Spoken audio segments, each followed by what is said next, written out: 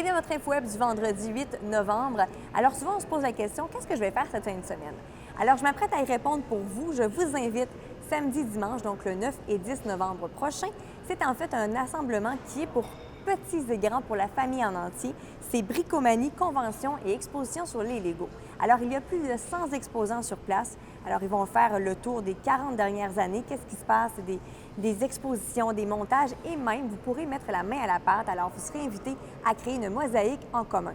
C'est une 6e édition, mais comme le dit l'organisateur Jonathan Bussière, qui est en fait le président, c'est aussi cette fois-ci une 2e édition affiliés avec nul autre que Saint-Hyacinthe Action Jeunesse. Alors, leur but ici, leur mission, c'est de créer des activités en famille. Alors, profitez-en pleinement, c'est un rendez-vous.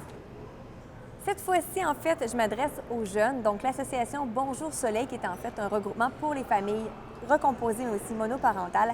Ils invitent les jeunes de 5 à 17 ans ce soir, à partir de 17h30. Le souper est inclus. Alors, ils vont aborder un sujet fort intéressant. Il existe toutes sortes de modèles de famille.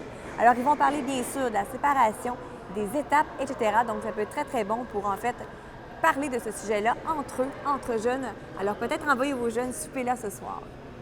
Toujours dans le but de garnir votre fin de semaine, je vous parle cette fois-ci d'un spectacle qui aura lieu au Café du Passeur, qui a l'immense plaisir de recevoir pour une 2e fois consécutive, à la grande demande générale des spectateurs, Daniel Lessard. Alors, il ira dans tous les sens avec ses 2 albums où il signe ses chansons, ses textes. C'est ce soir, c'est demain soir à 19h30. Profitez-en pleinement. Également, je vous invite à regarder les émissions présentées à TVR9 et on se retrouve la semaine prochaine pour d'autres infos web.